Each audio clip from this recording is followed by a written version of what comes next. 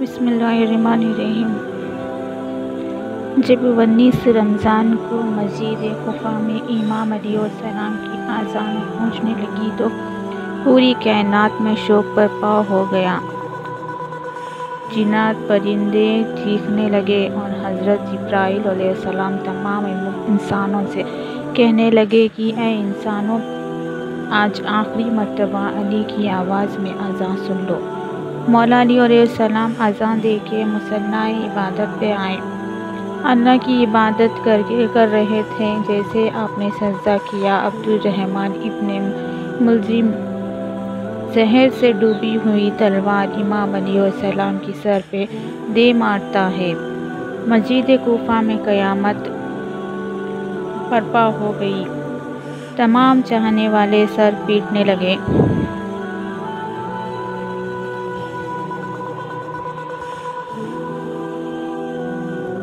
امام علیہ السلام کا مصلی خون سے رنگین ہو گیا۔ آپ کے سر کا خون آپ کے چہرے اور داڑھی پہ آ لگا۔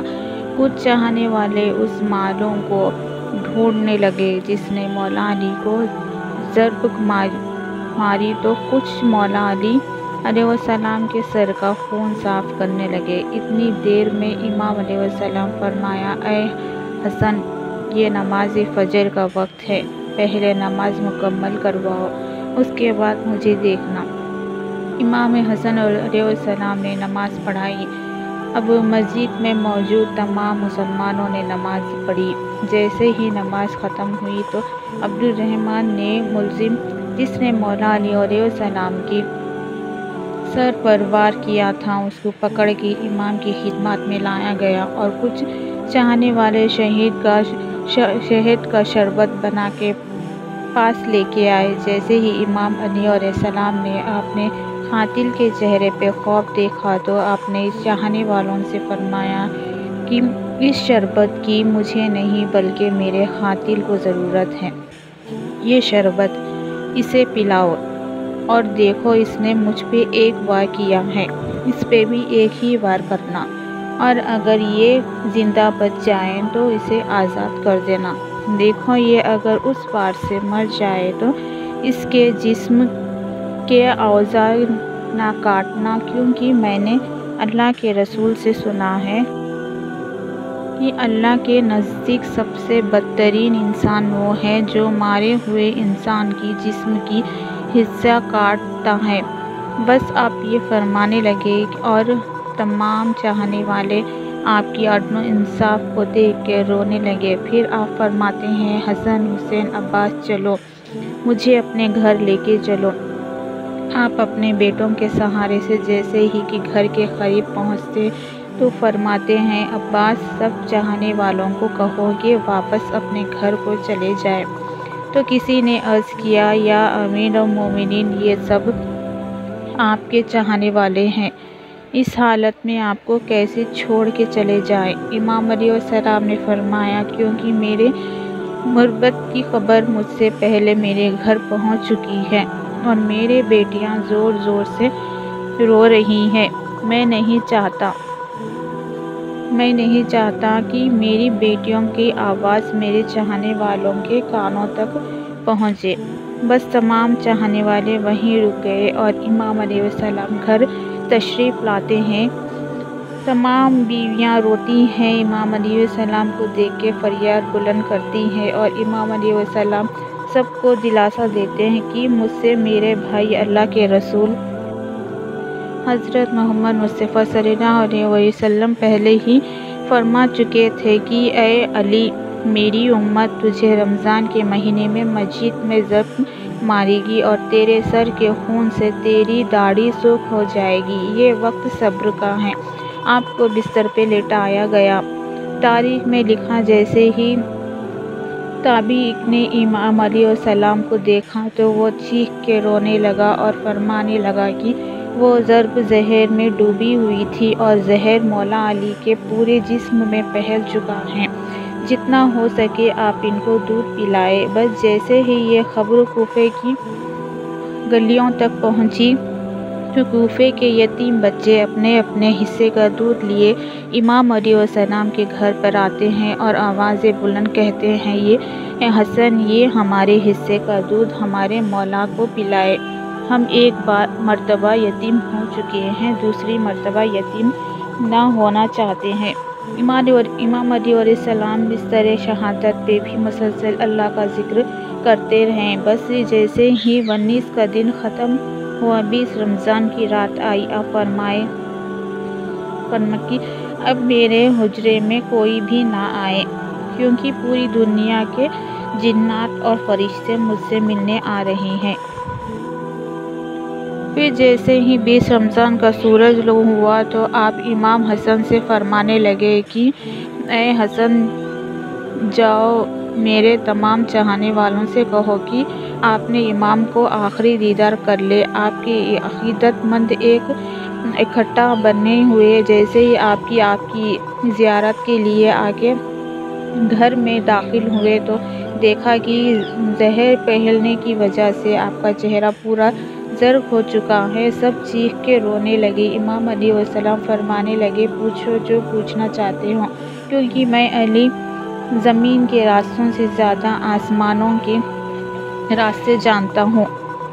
پوچھ لو، جب تم مجھے اپنی آنکھوں سے نہیں دیکھو گے تو پچھتاؤ گے کہ کاش کچھ اور پوچھ لیتے۔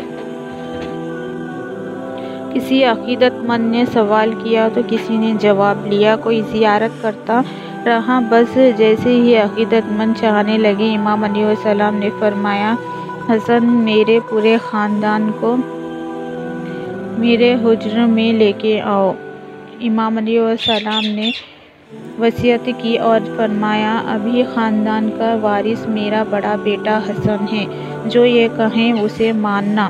اور امام علیہ السلام امام حسن سے فرمانے لگے، اے حسن، جتنا ہو سکے اپنے زبان کے تار سے محبت اور امن کا پیغام دیتے رہنا، اپنے نانا کے صلح یاد رکھنا، کوشش کرنا مسلمان کا دشمن نہ بنے، اور تقوی سے دور نہ ہونا۔ اگر دنیا تمہارے قریب آ جائے بھی تب بھی اسے دل نہ لگانا۔ دنیا اسی چیز نہ ملنے پر کبھی افسوس نہ کرنا۔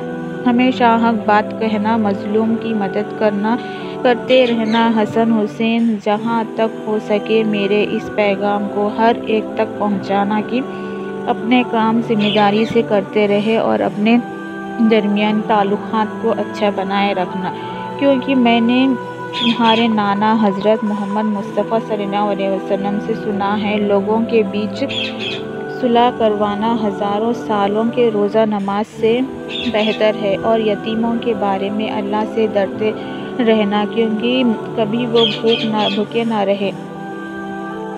اور پڑوس میں رہنے والوں کا خیال رکھنا، کیونکہ اللہ کے رسول پڑوسیوں کے بارے میں بار بار اتنی نصیحت کرتے کہ لوگ سمجھنے لگتے کہ شاید اللہ کے محبوب کو ہمارے وارث بھی بنانے والے ہیں۔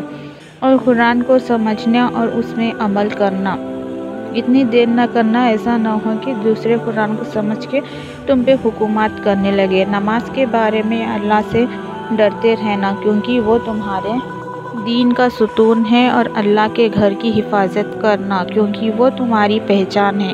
اللہ سے ڈرو، اپنی جان، مال اور زبان کے بارے میں نہ کسی کو ملغلط کرو اور نہ کسی کو ہاتھوں سے تکلیف دینا، اور دوسروں کی مدد کرتے رہنا۔ خبردار، سب مسلمان ایک دوسرے سے جڑ کے جینا، ورنہ تم پر وہ لوگ مسلط ہو جائیں گے۔ اگر تم فریاد بھی کرو گے تو بھی تمہاری آواز سننے والا کوئی نہ رہے گا۔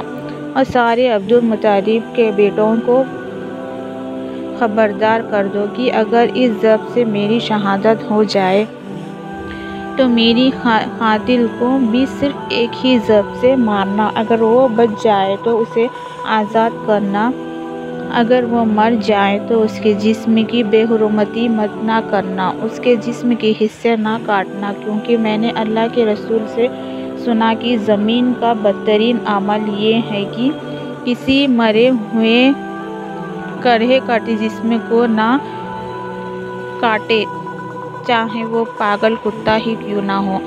حسن، میرے جنازے میں کسی کو شریک نہ کرنا۔ پیچھے سے حسن حسین اٹھانا، آگے سے جبرائیل اور میکائیل اٹھائیں گے، اور ایک اونٹنی پہ رکھ دینا، جہاں وہ اونٹنی رکے گی وہاں میری قبر بنی ہوگی۔ قبر کا کسی انسان کو نہ بتانا، کیونکہ دین کا دشمن یہ چاہیں گے کہ میری قبر کھود کے میرے جسم کی بے حرمتی کریں گے۔ آپ حضرت عباس کو دیکھے فرمانے لگے کہ اے عباس، تم کو میں نے کربلا کے لیے اللہ سے مانگا ہے، آج سے حسین تمہارا آقا ہے، ان کے غلام بن کے جینا۔ پھر امام حسین کو دیکھتے پھر روتے فرمانے لگے، اے حسین، تیری شہادت کی خبر تیرے نانا نے تجھے آمد کے وقت ہی سنا دی تھی، تجھے 3 دن کا بھوکا پیاسا کر کے کربلا کے میدان میں شہید کیا جائے گا، تیرے بچوں کو ساتھیوں کو بے دردی سے مارا جائے گا۔ حسین، تیری شہادت کے بعد میری بیٹیوں کو، تیری بہنوں کو رسیوں سے قید کر کے کسی کوفہ کے شام میں پھرایا جائے گا۔ حسین، اللہ کے دین کے لیے صبر کرنا، اور جب وقت آخر آئے تو اپنی بہنوں اور بیٹیوں سے نصیحت کرنا کہ اسلام کے لیے صبر کرتے رہیں، اور قدم قدم پہ یہ گواہی دیتے رہیں کہ اللہ کے سوا کوئی عبادت کے لائق نہ ہے اور نہ ان کے نانا حضرت محمد مصطفیٰ صلی اللہ علیہ وسلم اللہ کے رسول ہیں۔ بس اتنی دیر میں آپ فرمانے لگے، سلام یا رسول اللہ صلی اللہ علیہ وسلم۔ سارا خاندان چیخ کے رونے لگا اور کہنے لگا، اے ہمارے مولا، ہمارے درمیان اللہ کے رسول موجود ہیں۔ امام علیہ السلام نے مسکرا کے فرمایا، ہاں، اللہ کے محبوب اور تمہارے ماں فاطمہ زہرا صلی اللہ علیہ وسلم مجھے لینے آئے ہیں۔ بس پورا گھر زار و قطار رونے لگا، اور امام علیہ السلام نے اپنی آنکھیں بند کر لی۔ آپ کی وصیت پہ عمل کرتے ہوئے آپ کے جنازے میں کسی کو بھی شریک نہیں کیا گیا۔ پیچھے سے حسن اور حسین نے اٹھایا تو آگے سے جنازہ خود بخود اٹھنے لگ گیا، اور ایک عبوری روشنی ظاہر ہونے لگی۔ جنازے کو اس پر رکھا اور وہ کوفے سے باہر چلتی رہی۔ ایک ویران جگہ پہ چاروں رک گئے، جہاں ایک چمکدار پتھر تھا۔ جیسے ہی امام حسن اور حسین نے اس پتھر کو ہٹایا، پتھر کے نیچے ایک قبر بنی ہوئی تھی، اور اس پہ لکھا ہوا تھا کہ یہ قبر اللہ کے نبی نوح نبی نجی اللہ نے بنائی ہے، اللہ کے ولی اللہ ابن ابی طالب علیہ السلام کے لیے۔ سلام ہو اللہ کے ولی امام علیہ السلام کی عظمت پر۔